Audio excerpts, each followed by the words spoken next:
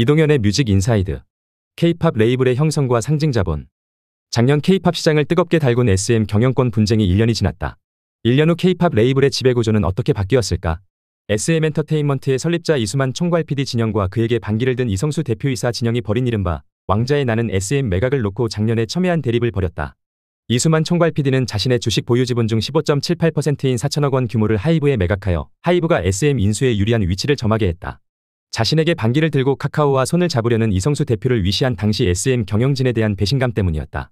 이에 이성수 대표는 이례적으로 2023년 2월 16일 유튜브를 통해 이수만 총괄 PD의 비리를 폭로하는 성명을 발표했다. 그 주요 내용은 이수만의 라이크 기획 해외법인 CTP의 총체적 실체와 역외 탈세 의혹, 나무심기 프로젝트로 포장한 해외 글로벌 뮤직시티 플랜 부동산 투자 의혹, 에스파의 신곡의 나무심기와 지속 가능성이라는 단어를 사용할 것을 종용한 나머지 에스파 신곡 발표 및 컴백이 지연된 사연 등이다. 이 성명이 나간 후 이성수 대표와 SM을 인수하고자 했던 하이브 경영진 간의 치열한 진실 공방이 오갔고 양측은 공개 매수를 통해 최대 주주가 되고자 크기가 고만고만한 엔터계에서 이례적인 주식 매집 전쟁을 벌였다. 결론적으로 SM 경영권 분쟁의 최종 승자는 예상을 뒤엎고 카카오가 되었다. 2023년 2월 초에 가시화된 경영권 분쟁은 2개월 동안 하이브와 카카오 사이의 치열한 공방으로 치달았지만 결국 자본 동원력에서 앞선 카카오가 SM 합병의 최종 승자가 되었다. 카카오는 지난해 2월 24일 사우디아라비아와 싱가포르 국부펀드로부터 약 1조 2천억 원의 투자금을 유치했다. 이 자금을 발판으로 4월 26일 SM 주식의 39.87%를 공개매수 방식으로 매입해 최대 주주가 되었다. 이 과정에 위법 사실이 발견돼 강력한 수사를 받고 있다. 대신 하이브는 보유 주식의 절반을 주당 15만 원에 되팔며 시세 차익을 남겼고 하이브의 팬 플랫폼인 위버스의 SM 소속 아이돌 그룹들의 곡들을 서비스하는 계약을 체결했다. 당시에는 카카오와 하이브가 모두 윈윈하는 길을 선택한 것으로 SM 경영권 분쟁은 막을 내리는 듯했다. 그러나 1년 후 지금 상황은 어떠한가? 2024년 2월 6일 기준 SM의 주식은 주당 7만 5천 원에 거래되었다. 1년 전과 비교할 때 반토막이 났다. 더 심각한 것은 1년 사이에 시가총액이 2조 원이나 증발했다는 점이다. 물론 몇 차례의 공개 매수로 인해 SM 주가가 비현실적으로 상승한 측면이 있긴 하지만 지난 1년 사이 SM의 주식은 카카오 인수의 시너지 효과를 내지 못하고 꾸준히 떨어졌다. 흥미로운 점은 SM 경영권 분쟁에서 한 발 떨어져 있던 박진영의 JYP는 지난 1년간 꾸준하게 상승해 2024년에 시가총액이 SM을 훨씬 앞섰다. 최근 5년간 4대 K-팝 메이저 레이블사의 매출액과 주가 변동이 의미하는 것은 다음과 같다. 첫째, 기본적으로 K-팝 메이저 레이블의 상승세는 주식 자본에 영향을 미친다. 최근에 소속사 트와이스와 스트레이키즈의 인기몰이로 상승세를 타고 있는 JYP는 소속 아이돌 그룹의 활약이 매출액이나 주가 상승에 영향을 주고 있다. 둘째, 이와 반대로 아이돌 그룹의 활약이 반드시 주가 상승에 비례하지 않을 수도 있다는 점이다. 예를 들어 하이브의 2022년 매출액은 SM의 매출액에 비해 2배 정도이지만 시가총액은 4.5배를 넘었다. 이른바 오너리스크 때문이었다. SM은 작년 이수만의 오너리스크가 해소된 후에 주가가 20%나 상승한 것도 SM의 경영구조의 투명성에 대한 주식 투자자의 기대 때문이었다. YG의 경우 2022년 매출액은 JYP와 거의 비슷하지만 양현석의 원정 도박으로 야기된 오너리스크로 인해 YG의 주가총액은 JYP에 비해 현저하게 낮았다. 셋째, SM 경영권 분쟁을 기점으로 이들 4대 메이저 레이블 회사의 매출액은 꾸준하게 올랐지만 역으로 주가와 시총은 1년 동안 꾸준하게 떨어졌다. 매출은 상승하는데 주가는 오히려 하락하는 것은 K-팝 시장이 외부 환경 요인이나 내부 경영 이슈에 매우 취약하다는 점을 보여준다.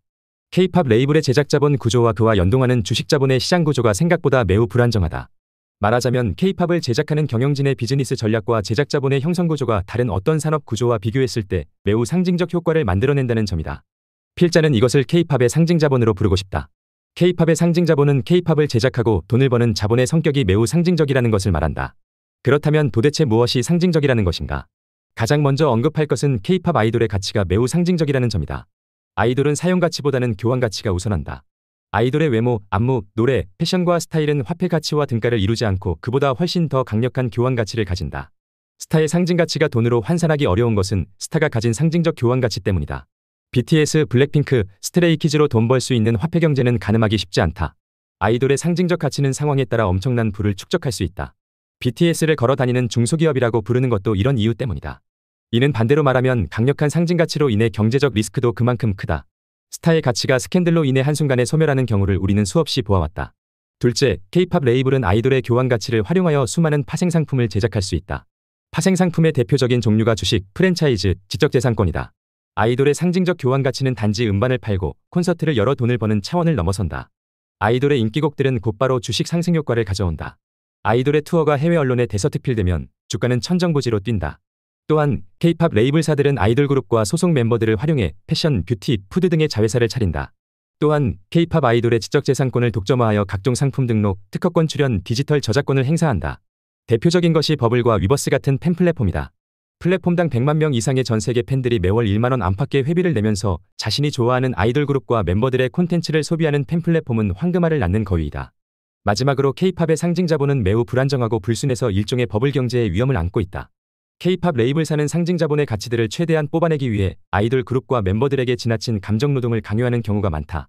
아이돌 그룹들은 자신의 상징적 교환 가치를 극대화하기 위해 많은 일을 해야 한다. 이 감정 노동이 심할 경우 상징 자본은 상징 폭력으로 변한다. 엔터테인먼트 시장에서 상징 폭력은 화려한 무대에 감춰져 있어 가시적이기보다는 비가시적인 경우가 많다. 지나친 관심, 급격한 인기, 무리한 스케줄, 강요되는 감정 노동은 많은 상징 자본을 만들어내지만 반대로 많은 상징 폭력을 낳을 수 있다는 점을 경계해야 한다. 더 칼럼니스트